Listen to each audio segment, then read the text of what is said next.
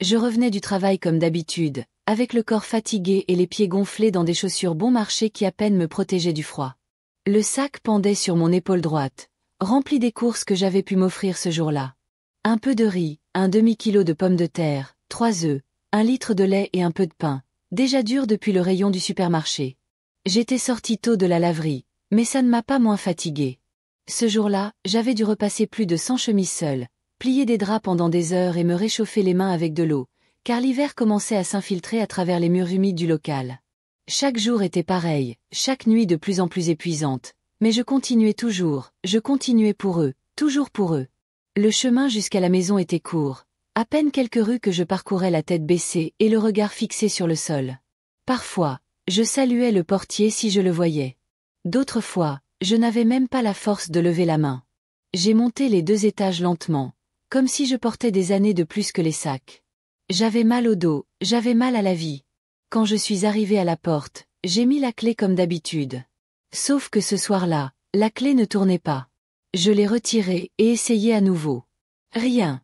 J'ai forcé un peu, tourné, poussé, tapoté doucement et alors j'ai compris. Ils avaient changé la serrure.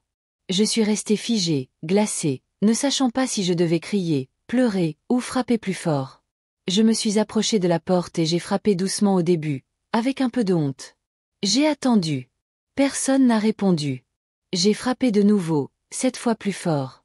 Je me suis penchée par la fenêtre du couloir, cherchant un signe qu'ils étaient à l'intérieur. Des lumières allumées, l'odeur de nourriture fraîchement cuisinée, les rires de ma petite fille. Tout était pareil là-dedans, sauf ma place. J'ai frappé encore, plus fort. J'ai entendu des pas. Une ombre s'est déplacée derrière le rideau. C'était elle, ma fille, mon enfant, celle que j'avais soignée quand elle avait de la fièvre, celle à qui j'avais donné à manger à la cuillère quand elle était faible, celle que j'avais habillée avec ce que j'avais de moins quand il n'y avait même pas assez pour les fournitures scolaires. Elle est apparue à la fenêtre du salon et a ouvert à peine une petite fente.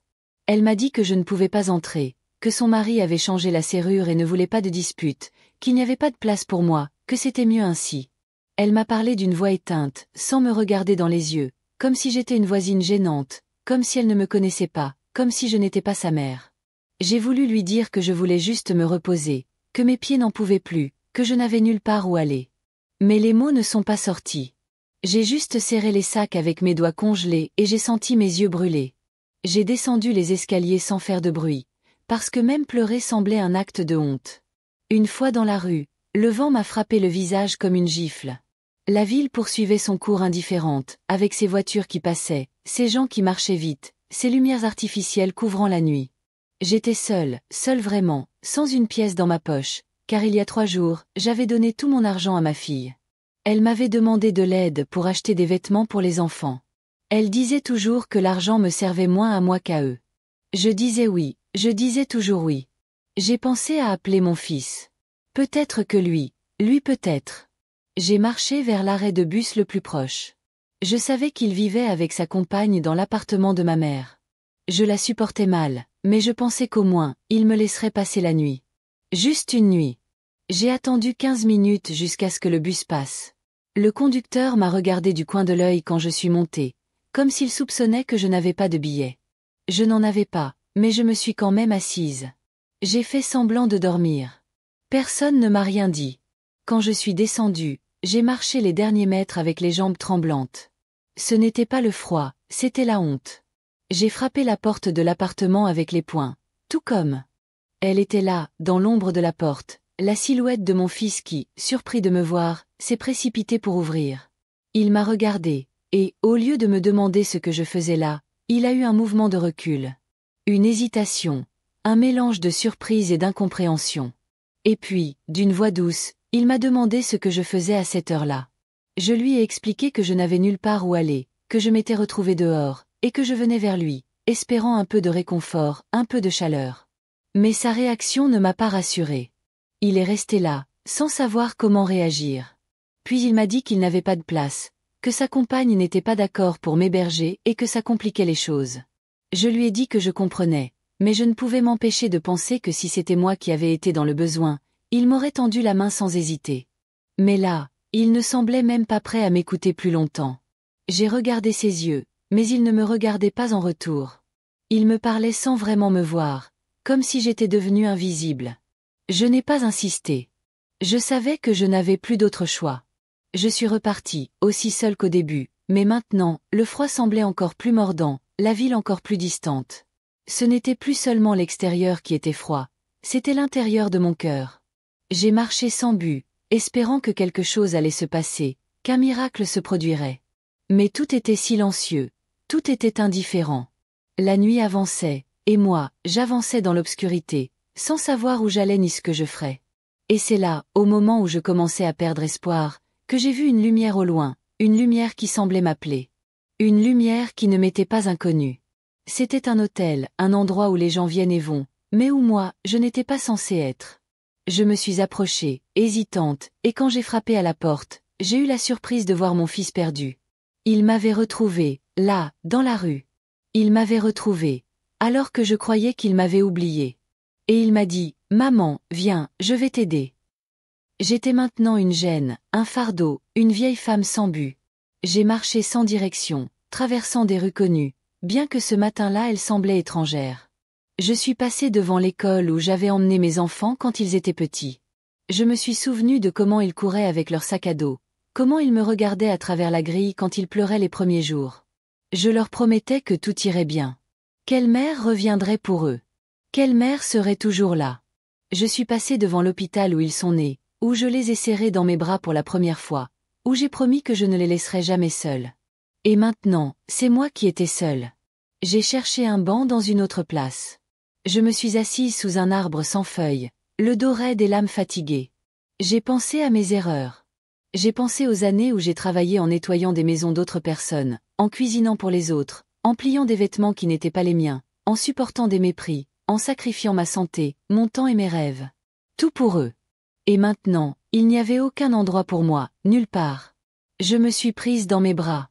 J'ai essayé de m'endormir encore une fois, bien que la lumière du jour me frappait avec indifférence. Les bruits de la ville étaient lointains, comme si le monde avait décidé que je n'en faisais plus partie. Soudain, une femme s'est approchée de moi. J'ai cru qu'elle allait me jeter dehors. Elle m'a demandé si je me sentais bien. Je lui ai dit que oui, que j'attendais quelqu'un. J'ai menti avec un sourire tendu. Elle est partie. Je suis restée immobile comme une pierre. Les heures ont passé. Mon ventre grondait. Mon corps réclamait du repos, de la nourriture, du réconfort. Personne ne me regardait, personne ne me parlait. Et ainsi, sans savoir comment, le soleil a commencé à descendre à nouveau. J'étais sur le point de m'endormir quand j'ai entendu une voix douce mais ferme. On m'a appelé par mon nom. Quelqu'un l'a dit avec certitude, sans hésiter. J'ai ouvert les yeux. En face de moi, il y avait un homme bien habillé, avec un costume sombre, un manteau long et une mallette à la main. Il me regardait avec un mélange étrange de douceur et de certitude. Il m'a dit qu'il m'avait cherché, qu'il avait quelque chose d'important à me dire, qu'il ne fallait pas avoir peur. Je ne comprenais rien. Il m'a tendu la main, m'a demandé de le suivre, qu'il ne me ferait pas de mal, que quelqu'un s'était préoccupé de moi. Je me suis levée, incertaine, faible, mais je n'ai pas ressenti de menace, seulement une calme soudaine. Je suis montée dans la voiture noire qui m'attendait au coin de la rue. Un siège chaud, doux, propre. Ça sentait le cuir et le parfum cher. Je n'ai rien demandé. Je n'avais pas la force. Je me suis allongée sur le siège et j'ai fermé les yeux. Pour la première fois depuis longtemps, j'ai eu l'impression que quelqu'un s'occupait de moi, bien que je ne comprenne pas pourquoi, bien que je ne comprenne rien. Quand je me suis réveillée, j'étais dans un hôtel de luxe. Je ne le savais pas encore, mais ma vie allait devenir méconnaissable. Le plafond avait des moulures dorées. Le papier peint était d'une couleur crème, propre, lisse, sans une seule tache, sans trace d'humidité, sans empreinte de personne. Les rideaux étaient épais et tombaient lourdement sur les côtés d'une immense fenêtre par laquelle pénétrait une lumière douce. Il y avait un tapis moelleux, si doux que mes pieds s'enfonçaient en marchant, et un lit blanc, parfait, avec des draps épais et des oreillers moelleux. Je me suis réveillée dans cette chambre sans savoir comment ni pourquoi. J'ai eu peur. J'ai pensé que je rêvais, que peut-être j'étais morte, mais mon corps faisait mal comme la nuit précédente et cela m'a ramenée sur terre. J'ai essayé de me redresser. J'étais changée. Je portais un pyjama propre. À côté du lit, il y avait un peignoir plié et des pantoufles neuves. Tout m'allait parfaitement. Tout avait ma taille. Cela m'a encore plus effrayée. Je ne comprenais pas comment j'étais arrivée ici, ni qui m'avait habillée, ni quel genre d'endroit c'était. J'ai touché mon visage, mon cou, mes bras, tout était en place. Je n'avais mal qu'au corps fatigué, mais il y avait quelque chose d'étrange. Ça ne sentait ni l'hôpital, ni le refuge, ni rien de connu. Ça sentait propre, neuf, cher. Je me suis levée doucement, craignant de toucher quelque chose et de le casser. Je ne voulais pas qu'on me facture quoi que ce soit. Je ne savais même pas si j'étais là par erreur. Peut-être m'avait-il confondu avec quelqu'un. Peut-être était-ce une blague cruelle. Je me suis approchée du miroir dans la salle de bain et je me suis vue. J'avais l'air d'une autre. Le visage lavé, les cheveux coiffés, les cernes un peu moins marquées. Ce n'était pas de la beauté, c'était de la dignité, celle que j'avais oubliée. Sur la table, à côté du lit, il y avait un plateau avec du thé chaud, du pain grillé, des fruits frais et un petit vase avec des fleurs. Il était évident que ce n'était pas un refuge, ce n'était pas de la charité ordinaire. Ce n'était pas le genre de traitement qu'on donne à une femme quelconque sortie d'un banc dans un parc. Quelqu'un m'avait amené ici. Quelqu'un qui connaissait mon nom, ma taille, mes goûts. Quelqu'un qui voulait que je sois à l'aise. Mais qui? J'ai dit non, que je voulais juste comprendre ce qui se passait. Elle m'a dit de me calmer, que quelqu'un viendrait bientôt m'expliquer tout. Je lui ai demandé si j'étais dans un hôtel. Elle m'a dit que oui, que c'était l'un des plus exclusifs de la ville, que j'étais là sur invitation. Je lui ai demandé qui payait. Elle m'a de nouveau souri et m'a dit qu'on me le dirait bientôt. Je n'ai pas insisté. J'ai senti que je pouvais avoir confiance. Elle m'a servi une tasse de thé, m'a laissé une serviette propre, m'a dit de prendre une douche si je le souhaitais, que tout était prêt pour moi. Puis elle est partie. Je suis entrée dans la salle de bain, je me suis déshabillée maladroitement. L'eau chaude est tombée sur mon corps comme un cadeau. J'ai senti que je revenais à la vie. J'ai fermé les yeux et j'ai pleuré en silence pendant que la vapeur remplissait la pièce. Ce n'était pas de la tristesse, c'était quelque chose de plus profond, c'était du soulagement, c'était de ne rien comprendre et en même temps de savoir que, pour la première fois depuis longtemps, quelqu'un s'occupait de moi. Je me suis habillée avec les vêtements qui avaient été laissés pour moi. C'était simple, mais de bonne qualité. 9. Je me suis assise sur le lit, j'ai pris un morceau de pain et je l'ai mangé lentement, comme s'il s'agissait d'un mets délicat. C'était un mets parce que je ne l'avais pas préparé. Je ne l'avais pas quémandé, ce n'était pas un reste, c'était quelque chose fait pour moi. Un moment plus tard, la porte s'est ouverte à nouveau. Cette fois, un homme grand, en costume sombre et au regard serein est entré. Il s'est présenté avec son nom et prénom, bien que je ne m'en souvienne pas bien à ce moment-là. Il m'a dit qu'il travaillait pour quelqu'un qui m'avait cherché, que cette personne avait appris ma situation et avait demandé à ce que je sois amenée ici, que je ne devais pas m'inquiéter pour l'argent ni pour le temps passé. J'étais sûre? Je lui ai demandé qui était cette personne. Il m'a dit qu'il viendrait me voir en personne.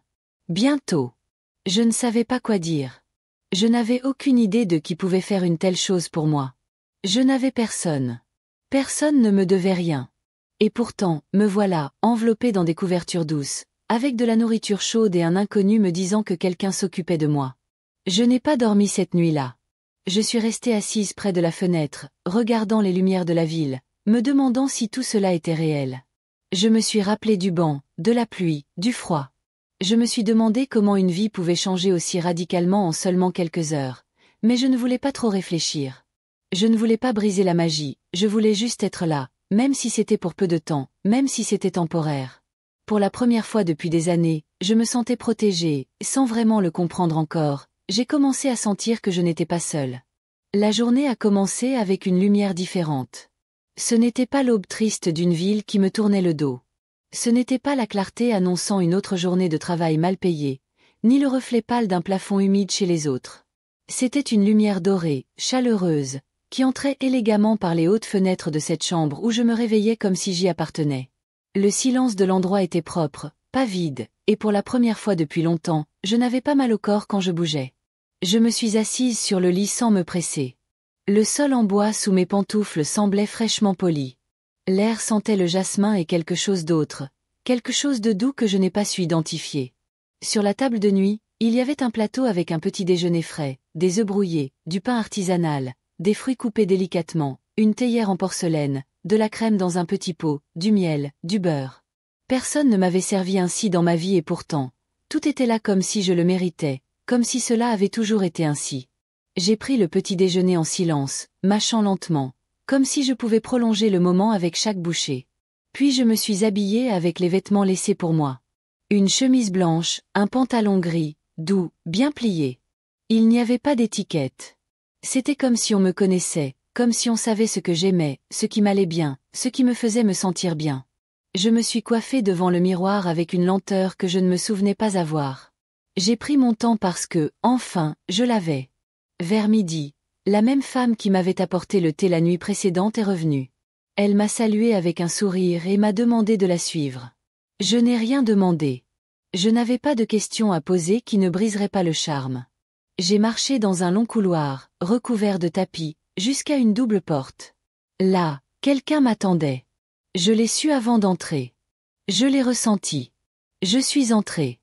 Me souvenais que cela m'appartenait. Il m'a dit qu'il savait qui j'étais, qu'il avait mis des années à me retrouver, que ça avait été difficile, qu'il avait dû chercher dans des archives, dans des registres anciens, dans des histoires racontées à moitié. Et puis il m'a dit qu'il était mon fils, celui que j'avais eu à 18 ans, celui que j'avais donné en adoption parce que je n'avais rien. Ni où vivre, ni comment nourrir un bébé. Celui que j'avais pleuré pendant des mois, celui que j'imaginais chaque anniversaire, chaque Noël, celui que je rêvais qu'un jour il viendrait et me pardonnerait, il était là devant moi, vivant, beau, réussi, mon fils. Je suis restée immobile, je ne pouvais pas parler. Les mots ne sortaient pas. Je me suis couverte la bouche avec une main. Il a fait un pas vers moi.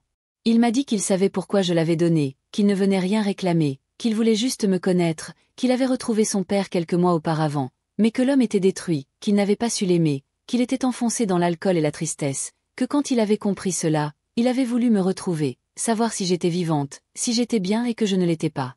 Il m'avait trouvée endormie sur un banc du parc. Il a dit qu'il n'a pas pu supporter de me voir, que lorsqu'il a appris ce qui m'était arrivé, il a envoyé son assistant me chercher immédiatement, qu'il m'a emmenée dans cet hôtel parce qu'il ne pouvait pas m'imaginer seule dans la rue, que peu importe ce qui s'était passé avant, il était là maintenant. Je n'ai pas pu tenir plus longtemps. J'ai pleuré. J'ai pleuré comme je n'avais pas pleuré depuis que j'étais jeune. Je me suis couverte le visage de mes deux mains. Peu importe qu'il me voie. Je ne me suis souciée de rien. Je pleurais seulement. Des larmes tombaient, venant de tous les recoins de mon corps. Des larmes anciennes, retenues, lourdes. Il m'a dit que je n'avais pas à lui demander pardon pour quoi que ce soit, mais je lui ai quand même demandé pardon, de l'avoir laissé, de ne pas l'avoir recherché, de ne pas avoir été capable de résister, d'avoir eu peur, de ne pas avoir été meilleur. Il a pris mes mains, m'a dit qu'il comprenait, qu'à 18 ans on ne sait rien, qu'il avait lu mes papiers, enquêté sur ma vie. Il savait comment j'avais élevé mes autres enfants seuls.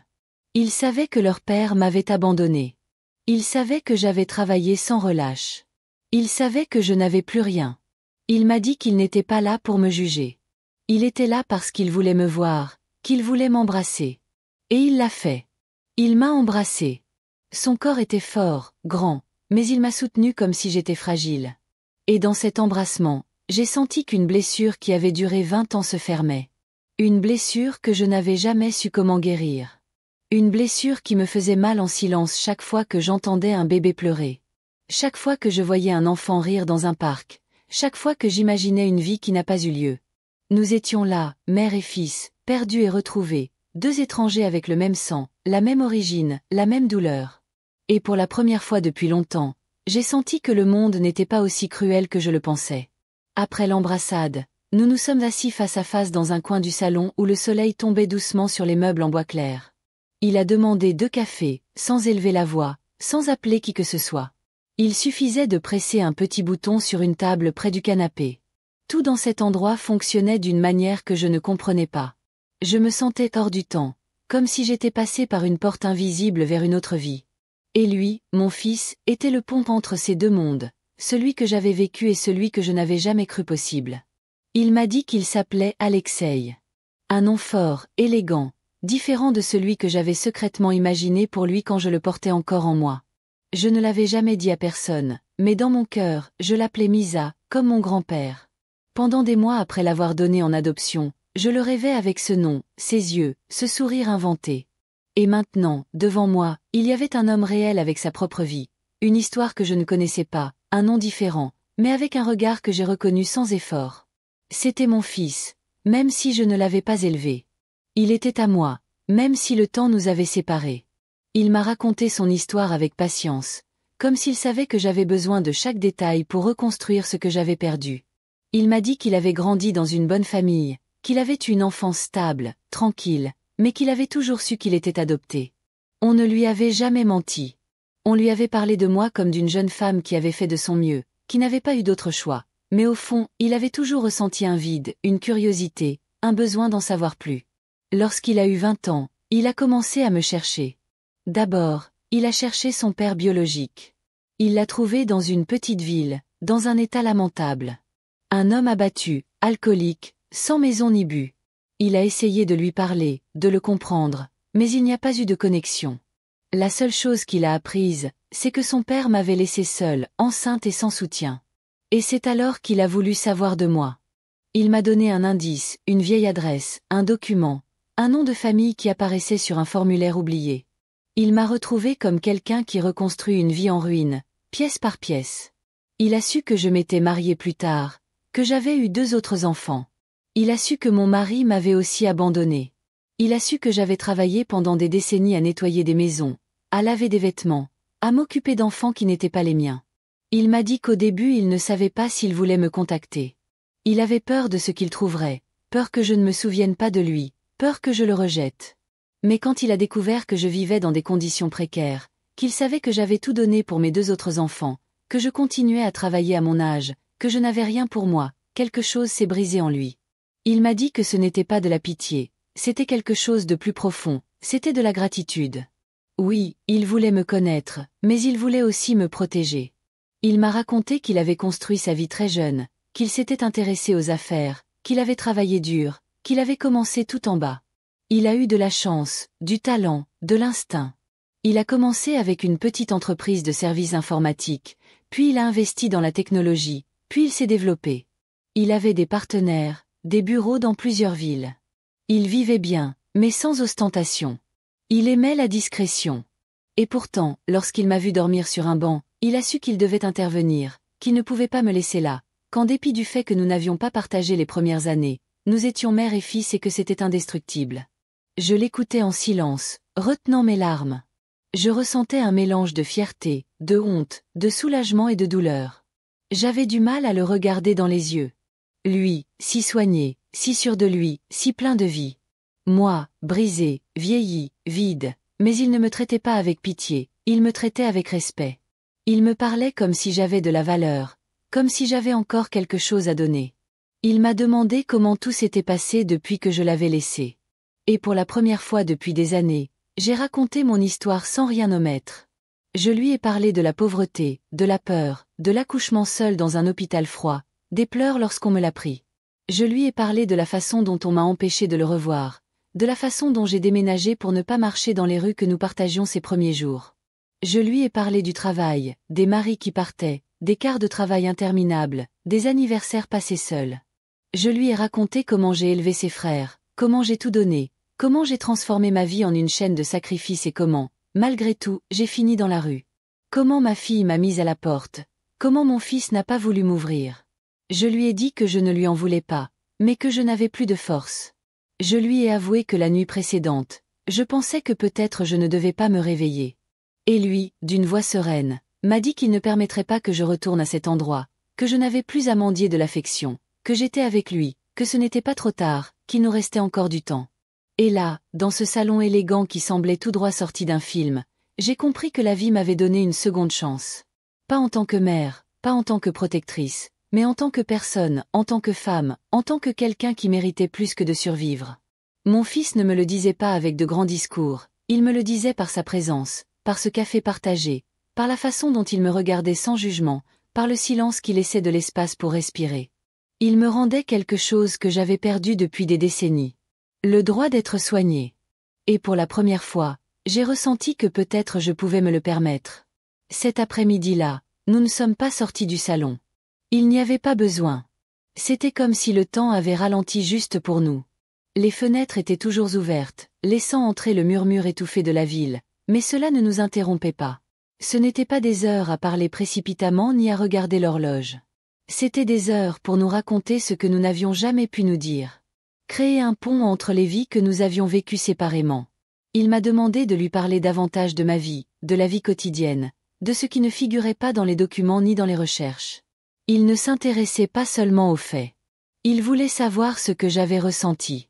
Comment c'était de me lever seule à 5 heures du matin? Comment c'était de vivre avec l'angoisse de ne pas arriver à la fin du mois? Comment c'était de préparer 3 repas par jour avec des aliments qui suffisaient à peine? Comment c'était de payer les fournitures scolaires quand je n'avais pas éteint la lumière? Comment c'était d'avaler la douleur quand mes enfants me regardaient avec déception? Comment c'était d'être une mère seule, et pire encore, d'être une femme seule? Que je n'avais pas besoin de soins, ni d'espace, ni de tendresse, il m'a écouté non pas avec pitié, mais avec respect, avec une véritable attention. Il ne m'a pas interrompu, il ne m'a pas corrigé, il n'a pas cherché à justifier qui que ce soit, il voulait juste savoir. Et je ne savais pas à quel point j'avais besoin de parler jusqu'à ce moment-là. Quand j'ai terminé, c'était à son tour. Il m'a raconté qu'à 16 ans, il savait déjà qu'il ne voulait pas travailler pour les autres, qu'il vendait des objets technologiques sur Internet, qu'il réparait des téléphones, qu'il avait appris la comptabilité chez lui parce qu'il ne pouvait pas se permettre de suivre un cours, qu'il passait des heures à étudier seul, qu'il ne sortait pas faire la fête comme les autres, qu'il n'avait pas de parents exigeants, mais qu'en lui, quelque chose le poussait toujours à aller de l'avant. Quelque chose qu'il ne savait pas expliquer, quelque chose qu'il comprendrait plus tard comme une forme de survie. À 24 ans, il avait déjà sa première entreprise légalement constituée. Petit, il avait eu peur de s'endetter. Il a travaillé sans relâche. Il a passé des nuits sans dormir, des réunions désastreuses, des pertes douloureuses, mais il a appris. Il a appris à négocier, à constituer des équipes, à lire les gens. Il avait du flair. Il s'est entouré de personnes sages, il savait écouter. Il a grandi sans hâte, mais sans pause. À 30 ans, il avait un nom. Il n'a pas cherché la célébrité, mais elle est arrivée. Ses associés le respectaient, ses employés l'aimaient. Il était jeune, mais personne ne le traitait comme un amateur. Il avait gagné cela grâce à son travail. Il n'y avait pas d'héritage, pas de protecteur, rien de donné. Il avait tout accompli avec discipline et une détermination silencieuse. Quand il a commencé à me chercher, c'était par nécessité émotionnelle, mais quand il m'a trouvé, il a compris que ce n'était pas juste une histoire personnelle, que sa vie, aussi bien qu'il ait été pris en charge par d'autres, venait de moi. De ma décision de ne pas avorter, de mon geste de l'accoucher, de mon instinct de le laisser entre les mains d'autres personnes pour lui donner une chance. Il me l'a dit sans détour. Lui était aussi ce qu'il était à cause de moi, même si je ne l'avais pas élevé. Et c'est pourquoi il voulait me rendre quelque chose, n'importe quoi, même si ce n'était qu'un endroit où dormir, de la nourriture chaude et le droit de respirer tranquillement. Je ne savais pas quoi répondre. Je ne me sentais pas digne de tout cela. Je lui ai dit que je ne voulais pas qu'il se sente redevable envers moi. Il a secoué la tête. Il m'a dit que ce n'était pas de la dette, c'était un lien et que les liens ne se négocient pas. Ils se respectent. Nous avons parlé jusqu'à ce que l'après-midi se transforme en nuit. Nous avons commandé le dîner dans la chambre. Il a appelé d'une voix sereine. Il a demandé 2 plats simples. Il ne m'a pas fait sentir comme une invitée, il m'a fait sentir comme une mère. Et pour la première fois depuis longtemps, j'ai mangé sans hâte, sans regarder la liste des dépenses dans ma tête. J'ai mangé comme si j'avais le droit à cela, parce qu'il me regardait comme si j'en avais le droit. Quand nous avons terminé, il m'a proposé de m'accompagner jusqu'à la chambre. Nous avons marché en silence dans le couloir. Avant de partir, il m'a pris la main. Il m'a dit que ce qui allait venir serait différent, que je n'aurais plus à retourner sur le banc du parc, qu'il ne me forcerait à rien, mais qu'il était décidé à rester près de moi. Je lui ai serré la main. Je n'avais pas de mots. Je ressentais juste quelque chose que je n'avais pas ressenti depuis longtemps. La tranquillité. Je me suis endormie cette nuit-là sans peur, sans sursaut, sans cette pensée sombre qui me poursuivait depuis que j'avais perdu le contrôle de ma vie. J'ai senti qu'une partie de moi s'était guérie, et bien que le chemin devant moi reste rempli d'incertitudes, au moins, je n'étais plus seule. Je me suis réveillée tôt avant l'aube, sans sursaut ni angoisse. Pour la première fois en années, je n'avais pas mal au dos en me levant. Le lit était confortable, oui, mais ce n'était pas que cela. J'ai dormi en paix et, dans mon cas, c'était nouveau. Je suis restée un moment assise au bord du lit, les mains sur les genoux, écoutant le silence sans peur. Dehors, la ville commençait à peine à bouger. Les rues étaient encore sombres. Les sons étaient doux, presque lointains. On aurait dit que le monde me faisait une trêve. Je me suis douchée sans hâte. L'eau chaude tombait sur mon corps fatigué comme un câlin. Je me suis habillée avec des vêtements neufs que quelqu'un avait soigneusement pliés sur la chaise. Tout m'allait parfaitement. Rien ne me serrait, rien ne m'était trop grand.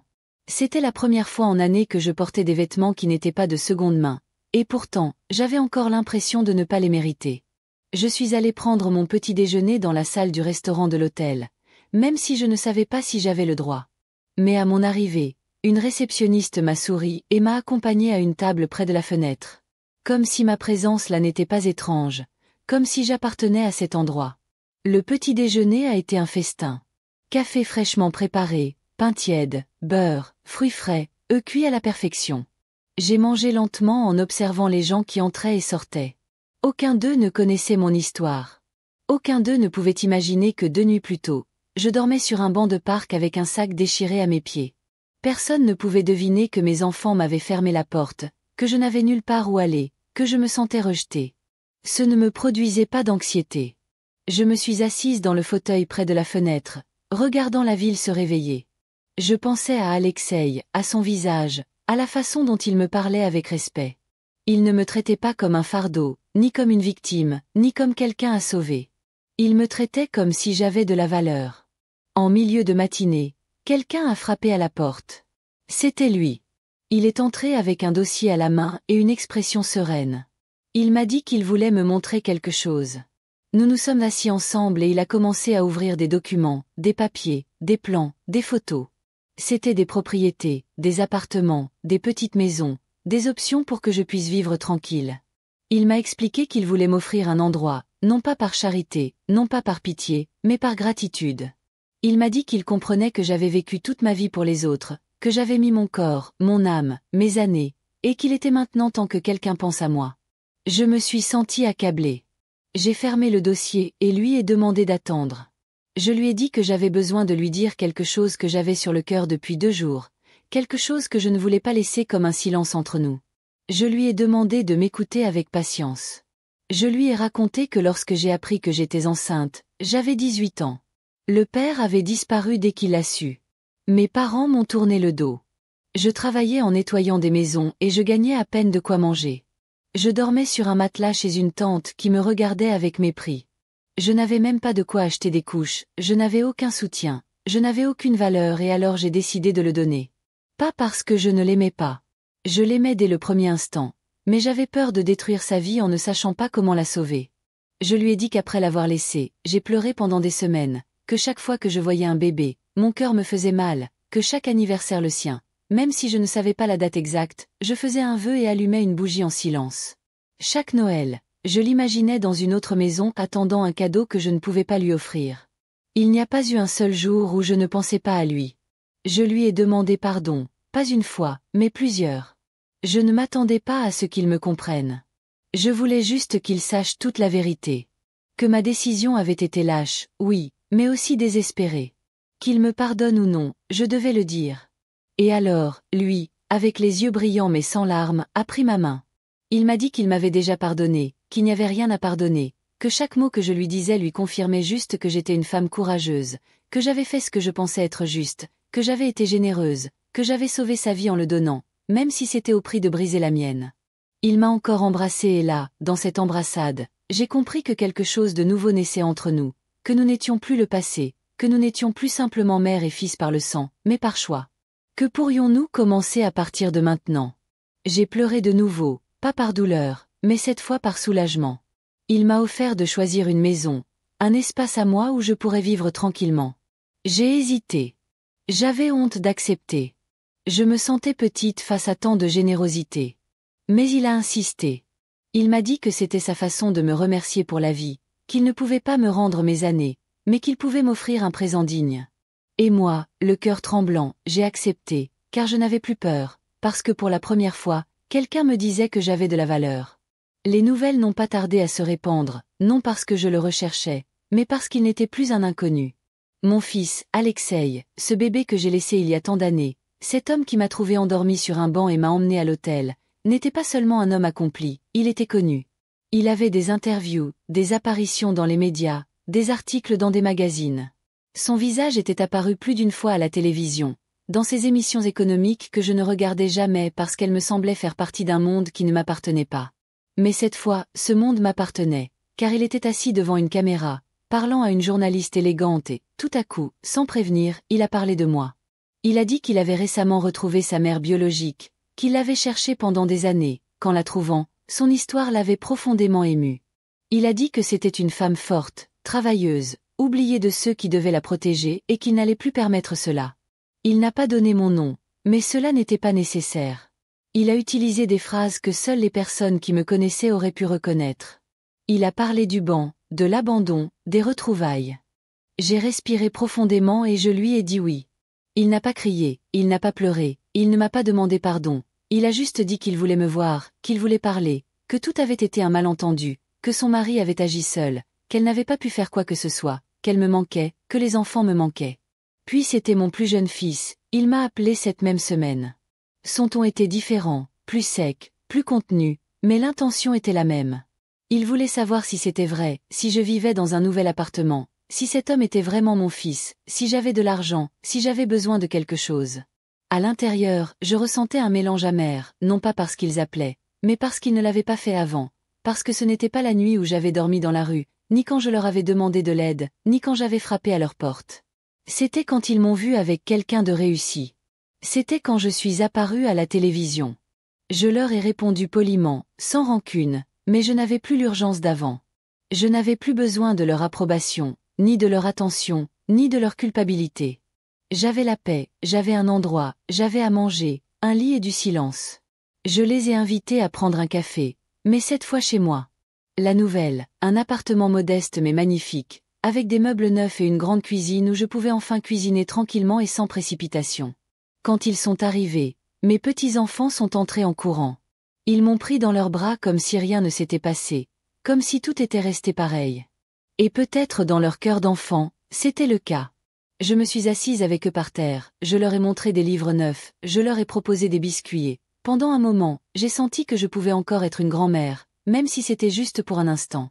Mes enfants sont arrivés plus tard avec des regards coupables, des mots soigneusement choisis, ils m'ont pris dans leurs bras, m'ont dit qu'ils étaient heureux pour moi, qu'ils savaient que j'avais toujours été une bonne mère, que tout ce que j'avais fait, c'était pour eux. J'ai hoché la tête. Je n'avais pas besoin d'entendre plus. Je ne leur en voulais pas. Je ne les ai pas poussés, mais je ne les ai pas non plus serrés dans mes bras avec le désespoir d'avant. Je n'étais plus la mère oubliée qui suppliquait pour un endroit. J'étais une femme chez moi, avec des fenêtres ouvertes, avec une nouvelle histoire entre les mains. Après cette rencontre, ils ne sont plus venus aussi souvent. Ils apparaissaient de temps en temps. Un appel, un message, mais je ne ressentais plus ce vide dans l'estomac chaque fois qu'ils n'appelaient pas. Je ne veillais plus en attendant leur attention, car il y avait quelque chose qui changeait tout. Maintenant, ils me respectaient. Maintenant, ils savaient que je ne dépendais plus d'eux, qu'ils ne pouvaient plus se débarrasser de moi comme on se débarrasse d'un vieux manteau. Et surtout, ils savaient que j'avais quelqu'un d'autre, un fils qui ne les remplaçait pas, mais qui était venu me rappeler que j'avais de la valeur, que quelqu'un me voyait, que quelqu'un me comprenait.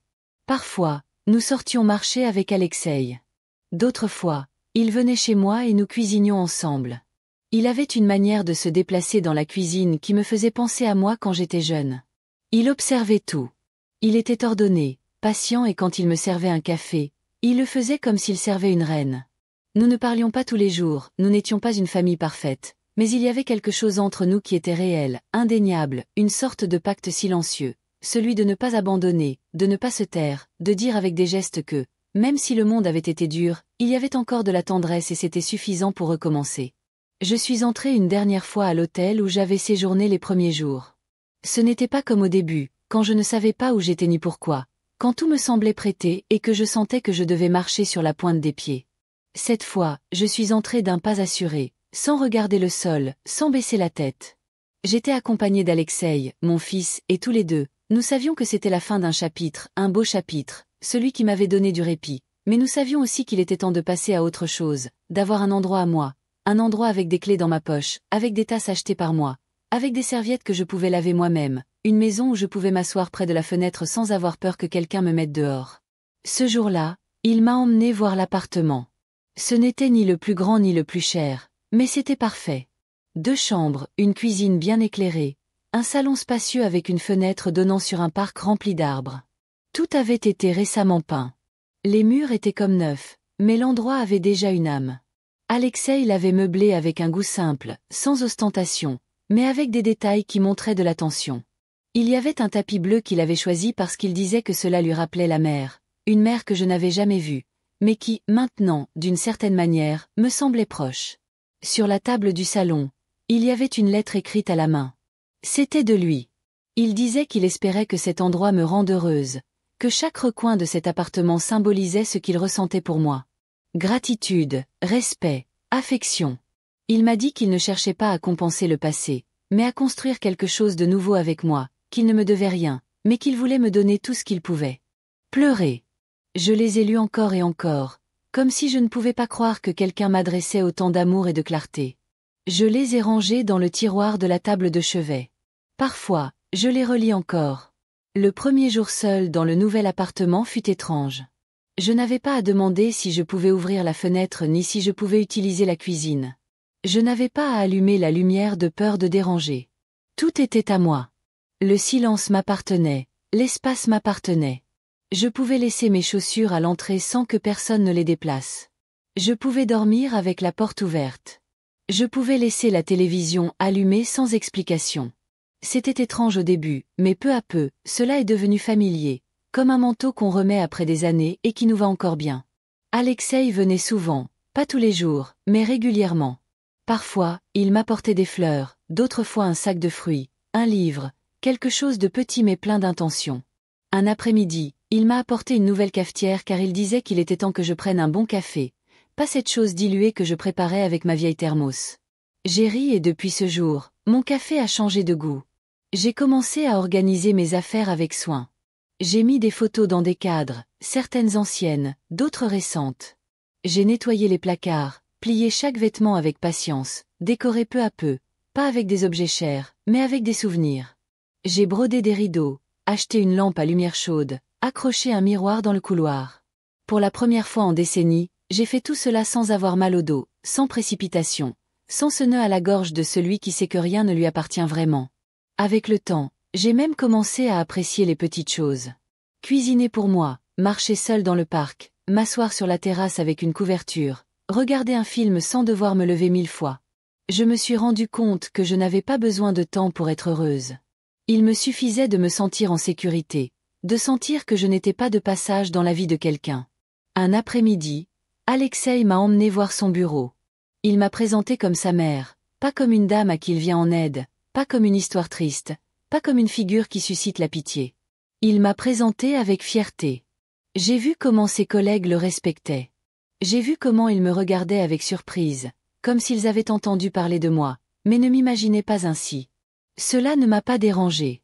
Je me sentais pleine. Je le regardais se déplacer entre les bureaux, parler au téléphone, donner des instructions. Et moi, dans un coin, j'ai compris que cet homme était sorti de moi, que d'une certaine manière, une partie de ma force, de mon obstination, de ma manière de résister lui était parvenue. Ce jour-là, en rentrant à la maison, il m'a dit quelque chose que je n'oublierai jamais. Il voulait que je comprenne que je n'étais plus jamais seule, que si un jour je me sentais perdue, fatiguée, effrayée, je ne devais pas me taire, qu'il était là, que je n'avais pas à mériter son affection, que je ne devais pas avoir peur de demander, qu'il me suffisait d'exister pour lui. J'ai pleuré parce que je n'étais pas habituée à entendre cela, parce que toute ma vie, j'ai senti que je devais prouver ma valeur en tant que mère, en tant que femme, en tant que travailleuse, toujours donner, toujours rendre. Et maintenant, juste pour être vivante, on m'aimait, on prenait soin de moi, on me choisissait. Cette nuit-là, j'ai dormi la fenêtre ouverte. J'ai entendu les bruits du quartier, les branches se balançant dans le vent, une voiture lointaine, un aboiement. Rien de tout cela ne m'a inquiété. J'étais chez moi, ma maison. Et pour la première fois, j'ai compris que je n'avais plus besoin de survivre.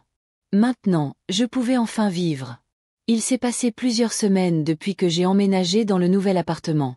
Des jours simples, doux, comme une couverture chaude en hiver. Le genre de jour qui m'était auparavant étranger. Je me levais tôt par habitude, mais plus avec de l'anxiété. Je préparais mon petit déjeuner, rangeais lentement, marchais dans la maison en ayant l'impression d'être à l'endroit correct. Je n'avais plus à penser combien coûterait l'électricité ou si quelqu'un d'autre avait besoin de la salle de bain. J'avais mes horaires à moi, mon propre rythme. Je me sentais légère, comme si chaque objet dans la maison était là par choix et non par obligation. Les dimanches sont devenus spéciaux. Alexei me rendait visite. Il apportait toujours quelque chose, du pain fraîchement cuit, des fleurs aux couleurs douces, un roman qu'il pensait que j'aimerais. Nous mangions ensemble, parlions sans précipitation, parfois il cuisinait. Il aimait préparer des plats qu'il avait appris lors de ses voyages. J'adorais le voir se déplacer dans ma cuisine comme si c'était la sienne. Il me faisait sentir accompagné sans envahir mon espace. Il savait quand se taire, quand poser des questions, quand simplement être là. Un dimanche après-midi, il m'a dit qu'il voulait inviter mes autres enfants à dîner, qu'il pensait qu'il était temps de fermer les plaies, de parler avec eux en tant que famille. Il m'a regardé prudemment, comme s'il craignait que la proposition me fasse mal. Je lui ai dit oui, que je n'éprouvais plus de rancune, que je voulais juste que les choses soient en paix. Je n'avais pas besoin d'explications, juste de leur présence. Nous avons préparé le dîner tous les deux. Nous avons dressé la table avec soin. Nous avons acheté une bouteille de vin. J'ai préparé mes plats favoris. Riz aux légumes, poulet rôti, une tarte aux pommes. À 8 heures précises, la sonnette a retenti. D'abord, c'est ma fille qui est entrée. Elle tenait les enfants par la main. Elle m'a pris dans ses bras sans dire un mot. Elle semblait mal à l'aise, mais pas distante. Les enfants se sont précipités vers la cuisine et ont commencé à aider avec les serviettes, heureux d'être dans une maison qui sentait la nourriture maison. Puis mon plus jeune fils est arrivé avec sa compagne. Il était plus froid, mais respectueux. Il m'a salué d'un baiser sur la joue. Il m'a dit que l'appartement était joli. J'ai souri sans effort. Le dîner a été tranquille. Nous avons parlé du temps, de l'école, de films. Personne n'a mentionné le passé. Personne n'a évoqué cette nuit où ils m'ont laissé seul. Il n'était pas nécessaire de le faire. Le silence avait son propre langage et je n'avais plus besoin de plus que cela, qu'il soit là, qu'il me regarde dans les yeux, qu'il voit que je suis toujours vivante, que je suis toujours leur mère. Alexei a été le pont invisible entre tous. Il ne les a pas forcés, ne s'est pas imposé, mais sa présence a mis de l'ordre dans l'atmosphère, comme si tout le monde comprenait qu'il m'avait soutenu quand les autres n'ont pas pu, comme si, d'une certaine manière, il leur rappelait que je n'étais pas juste une figure en arrière-plan, que j'étais une femme, une personne, quelqu'un avec une histoire, un nom, des blessures. À la fin de la soirée, ma fille m'a aidé à laver les plats. Elle m'a dit qu'elle pensait à reprendre des études, qu'elle voulait travailler, qu'elle ne se sentait plus à l'aise de dépendre de son mari. Elle m'a parlé de petites choses qu'elle ne partageait pas avant. Je l'ai écoutée non pas en tant que mère qui donne des conseils, mais en tant que femme qui sait combien il est difficile de se relever quand la vie nous pousse vers le bas. Elle m'a dit qu'elle m'admirait, qu'elle se rendait compte de ce que j'avais fait pour eux, qu'elle ne l'avait pas vu avant, mais maintenant elle le voyait. Je l'ai embrassée. Pas pour ce qu'elle disait, mais pour ce qu'elle ne disait pas. Mon plus jeune fils m'a demandé si j'avais besoin de quelque chose. Je lui ai dit non. Qu'est-ce que j'avais besoin? Qu'est-ce que j'allais bien? Ce n'était pas un merci amer, c'était réel. Parce que, pour la première fois, c'était vrai. J'allais bien. Quand ils sont partis, la maison est retombée dans le silence. Alexei m'a aidé à ranger les restes de nourriture. Il m'a dit que c'était une bonne soirée, que parfois les familles ont besoin de se défaire pour trouver de nouvelles façons de s'aimer. J'ai hoché la tête, non pas avec tristesse, mais avec compréhension. Cette nuit-là, en éteignant les lumières et en me glissant dans le lit, j'ai réfléchi à tout ce que j'avais vécu, au vide, aux fissures, au silence qui m'avait fait souffrir, et j'ai senti que petit à petit, il se refermait, non pas par oubli, mais par reconnaissance. Je me suis endormie avec la sensation que j'avais enfin quelque chose qui ressemblait à une famille, non pas parfaite, non pas constante, mais réelle. Et cela, à mon âge, c'était un miracle. Parfois, je me réveille avant l'aube avec cette vieille habitude de quelqu'un qui a vécu de nombreuses années au bord du gouffre. Je me lève en silence, prépare du café avec la nouvelle cafetière qu'Alexei m'a offerte et je m'assois près de la fenêtre, enveloppée dans une couverture, regardant la lumière commencer à remplir les rues du quartier. Je n'ai nulle part où courir. Je n'ai pas à préparer des petits déjeuners pour une famille qui ne m'écoute pas, ni à sortir nettoyer des maisons où on me regardait comme si je n'avais pas de nom. Maintenant, mes matins m'appartiennent. Ma maison continue de sentir ce que je cuisine. Mes chaussures sont là où je les ai laissées. Personne ne crie, personne ne me presse, personne ne m'efface. Parfois, je crois que toute ma vie avant cela n'était qu'un rêve, un long cauchemar gris. Mais il suffit de regarder mes mains pour me rappeler tout ce qu'elles ont supporté, tout ce qu'elles ont nettoyé, porté, soutenu. Et maintenant, dans ce calme qui m'était auparavant étranger, mes mains reposent. Alexei vient chaque semaine. Parfois, il se contente de s'asseoir pour lire pendant que je brode. D'autres fois, nous cuisinons ensemble. Quelques après-midi, nous sortons marcher dans le parc. Nous ne parlons pas beaucoup du passé, cela n'est pas nécessaire. Il est présent dans la manière dont il prend soin de moi, dans la façon dont il m'écoute, dans sa manière de me laisser être. C'est mon fils, oui, mais c'est aussi le premier être humain qui m'a regardé comme une femme, comme une personne, sans me demander d'être forte tout le temps. La lettre qu'il m'a laissée quand il m'a offert cet appartement est toujours rangée dans la table de chevet. Parfois je la relis, d'autres fois, il suffit de savoir qu'elle est là. C'est une encre en papier, une preuve écrite que, même quand je croyais qu'il ne restait plus personne, quelqu'un m'a cherché, m'a vu, m'a choisi. Comme note curieuse, mais dans un reportage sur les femmes âgées qui ont retrouvé leur autonomie. Ils m'ont interviewé chez moi. J'ai parlé calmement. Je n'ai rien exagéré. J'ai dit la vérité sans drame. J'ai travaillé toute ma vie. J'ai élevé des enfants seuls. On m'a mise à la porte de chez moi. J'ai dormi sur un banc et puis l'enfant que j'avais donné en adoption m'a retrouvé et m'a tendu la main, non pas comme un héros, mais comme un fils qui voulait connaître sa mère. J'ai parlé de dignité, de combien il est difficile de la maintenir quand tout le monde vous pousse au silence. Après ce programme, beaucoup de femmes m'ont écrit. Certaines m'ont raconté des histoires similaires. D'autres m'ont juste remercié d'avoir parlé. L'une d'elles m'a dit que pour la première fois, elle avait senti qu'elle n'était pas invisible. J'ai pleuré en lisant ce message, car pendant des années, c'est ce qui faisait le plus mal, ne pas avoir quelqu'un à qui raconter ce que l'on vivait. Aujourd'hui, je n'ai besoin de rien. Pas parce que j'ai du luxe. Je n'ai pas de bijoux, ni de voiture, ni de voyage, mais j'ai de l'espace, j'ai du respect, j'ai une voix. Je peux entrer chez moi avec mes propres clés. Je peux dire non. Je peux pleurer sans me cacher. Je peux rire sans culpabilité. Parfois, la nuit, je m'allonge et ferme les yeux en me souvenant de ce banc froid où j'ai dormi cette nuit-là. Le froid qui me pénétrait jusqu'aux os, la tristesse de ne pas savoir où aller. Je me souviens du bruit du vent entre les arbres, de la douleur dans mes pieds, du silence plein d'abandon. Et puis je pense au jour suivant, à la façon dont je me suis réveillée dans un lit propre, à comment un fils que je ne connaissais pas a prononcé mon nom. Le monde m'a enlevé beaucoup de choses, mais il m'a donné quelque chose que toutes les femmes n'ont pas, la possibilité de recommencer. Tard, oui, mais attends. Et maintenant, quand je me regarde dans le miroir, je ne vois plus une femme brisée. Je vois une mère qui a survécu, une femme qui a résisté, quelqu'un qui, malgré tout, est toujours debout.